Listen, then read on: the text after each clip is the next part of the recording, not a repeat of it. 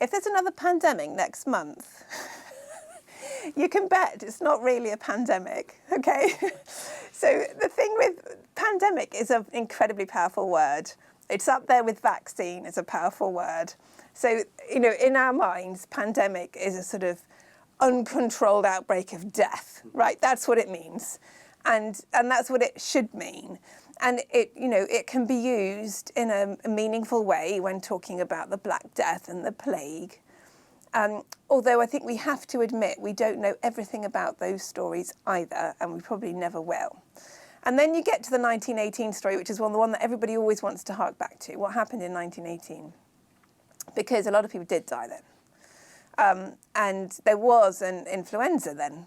And like with SARS-CoV-2, it came in waves, and it took 3 waves to go through about a third of the population, so about 10% per wave. But young people were dying and pregnant women were dying disproportionately.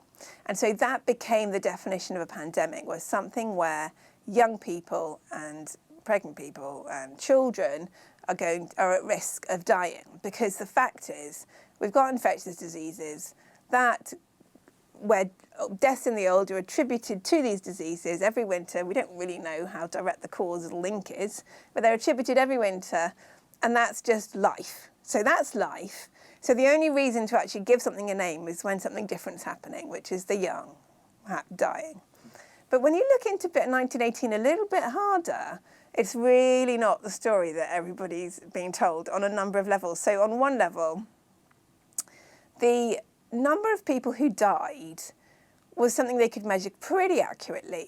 Counting dead bodies is something people were very, very good at 100 years ago. And so they had good data, and they had a good feel for how many people had died in the US, in Europe. And in 1920, somebody did a modelling study to try to figure out how many people died around the world. And in this modelling study, they took what they knew from Europe and the USA, and they said, well, we have to assume that we did really well. So everywhere, the rest of the world probably had much higher mortality rate. So we'll factor that in. And they came up with a figure of 20 million people having died. So I think that's probably an exaggeration, which we'll come to in a minute. In the meantime, every year that figure has got bigger. Right. And so the people who use that figure in publications are epidemiologists and virologists whose career and income is entirely reliant on this fear of pandemics. So they want a big number. You wouldn't believe how big that number has got. It's got to 100 million people. 100 million people are said to die by the Wellcome Trust page on this. It was 20. It was 20, and that was probably too many. And the thing with the 100 million figure is that if you look at the case fatality rate, so not the infection fatality rate, but the proportion of people who died who were sort of in medical care, it's 2-3%, and everyone accepts that. There's no arguing that it's 2-3%. And if you take that 2-3% and you're 100 million, you're very quickly at a number of people being infected that where you struggle to have that many people in the world. So, it's nonsense. And yet everyone shares this number. And the other aspect of it, which isn't talked about enough, but I think is really important, is that at the time there was this wonder drug that was being used to treat people who had fever called aspirin. And as a wonder drug, and a new wonder drug, people hadn't quite worked out the sort of, the rules around how you used it. And because people were scared, they were really, really scared. So when someone they loved was sick, they were handing them handfuls of aspirin. And there's, quite detailed stories about what happened with aspirin. And people were taking huge quantities of it and dying in a different way to influenza deaths. So there's a sort of 2 stories about how people died. On the one hand, you have the typical influenza, where people are ill for some time, and then they sort of deteriorate with a pneumonia. And then it becomes a secondary bacterial pneumonia, and then they die from the bacterial pneumonia because there's no antibiotics. And so that's quite a long, drawn-out trajectory that's very familiar to doctors. In 1918, young people were dying with heavily wet hemorrhagic lungs, this very distinctive rash they called a heliotrope rash, because they went blue, because they were just unable to oxygenate properly because of the aspirin toxicity. So, I think that story really needs looking at more closely because it's such an important story, and people hang a lot of dread off that story when actually it's not what it seems at all.